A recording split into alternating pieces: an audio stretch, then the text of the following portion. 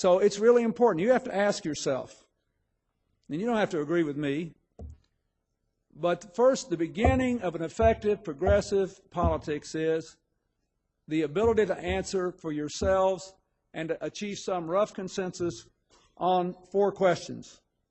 1, what is the status of the modern world? Where am I? What is the fundamental nature of the world I live in? 2, what do I want it to look like when my children and grandchildren are around? 3, what are the values that underlie this vision? And 4, what is the strategy for getting there, including the role of government? You've got to be able to answer that. I mean, President Reagan got elected, he said the world is divided between good and evil, I'm for good. How do we get it? Low taxes and big defense spending. And moving the country to a more socially conservative position. And essentially, President Bush had a modernized version of that, wrapped in the most brilliant political slogan in my lifetime, compassionate conservatism, which is the only way he could win since we had a 65% approval rating. It was, I'll give you everything they did with a smaller government and a bigger tax cut. Wouldn't you like that? But the point is they understand these. They understand you have to ask and answer big questions, and you have to understand it. What is the fundamental nature of the modern world? Interdependence. We cannot escape each other. Everybody knows what it means economically. Everybody knows what it means on the internet. But there are a lot of negative interdependence examples. I mean, on 9/11, you had people from 70 countries, including over 200 other Muslims, murdered in New York City. Hillary and I visited an elementary school where the kids had to move their school. There were 600 kids from 80 different national and ethnic groups. Apparently, the people who did the London bombing were British citizens who were Muslims from Pakistan. At least that's what today's stories are. But the point is that this interdependence can be positive or negative. And I would argue that it is inherently unstable because it's both positive and negative. That's what I would argue. You don't have to agree with me, but you have to have in your mind, what is the fundamental character of the modern world? Second question, where do you want it to go? What do you want it to look like when your kids and your grandchildren are alive? I answer that, I want us to move from interdependence to more integrated communities, locally, nationally, and globally. What's the definition of an integrated community? Shared responsibilities, shared benefits and opportunities, and shared values. That's my answer to the second question. What are those shared values? How in the world can you have shared values in a world as diverse as ours? Well, the answer to the first question is you can't if you believe you're in possession of the absolute truth, and if you believe that that truth can be translated into a political program. Then all possibility of shared values vanishes, because somebody that doesn't agree with you on something is by definition outside the family of humanity. Then it's okay to kill them if you're a terrorist, or just malign them if you're an extremist in America.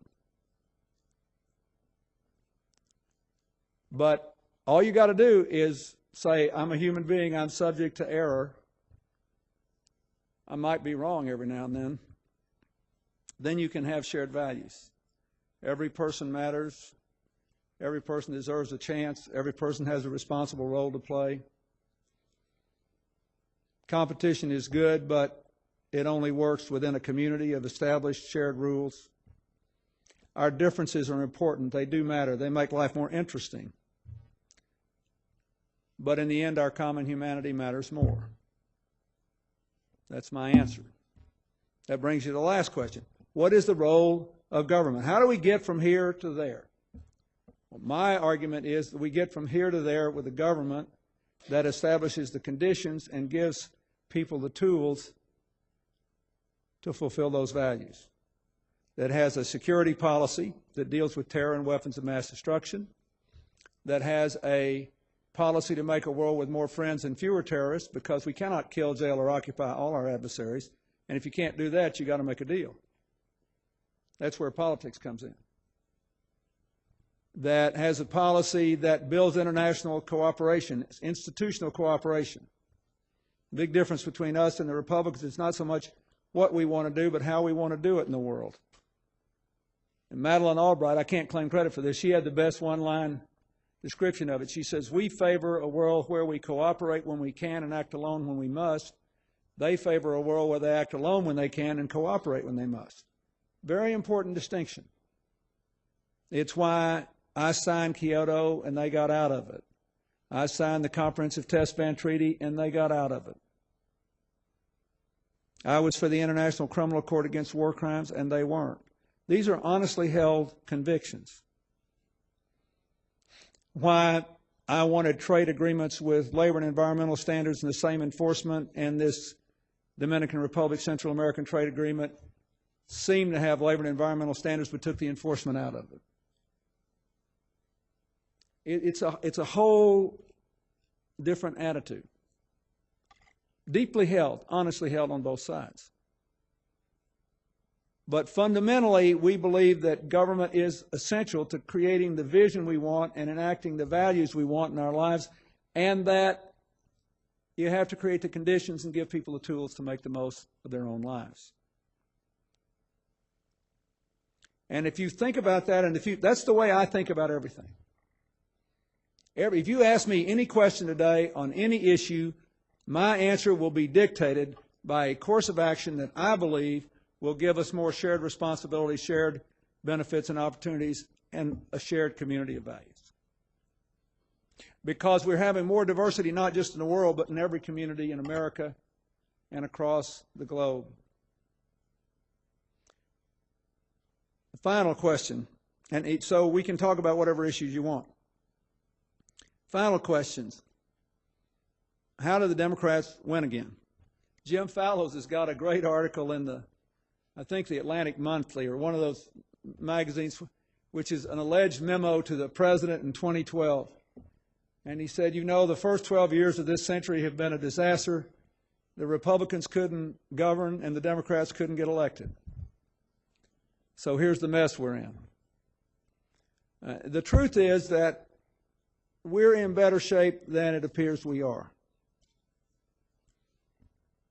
The Congress is more evenly divided, and because the Republicans have done the last reapportionment or two, it's harder for us to win back. And because smaller states are more likely to be red states, they have a big advantage in the Senate, which is not a democratic institution by the founders' design. But if you look at the national preferences, we're in way better shape than we were in the 1980s. President Carter won by 2 points in 1976 when he was a Southern governor, a born-again Christian, a graduate of the Naval Academy, and a peanut farmer. After Watergate, he won by 2 points. He should have won by 20 points. But the cultural aversion of white Protestants, especially married white Protestants, to voting for a Democrat was so deep, it was a triumph. Then in 80, 84, and 88, we never won more than 10 states. One of those elections, we won one state in the District of Columbia, as I remember. In 72, we won one state in the District of Columbia.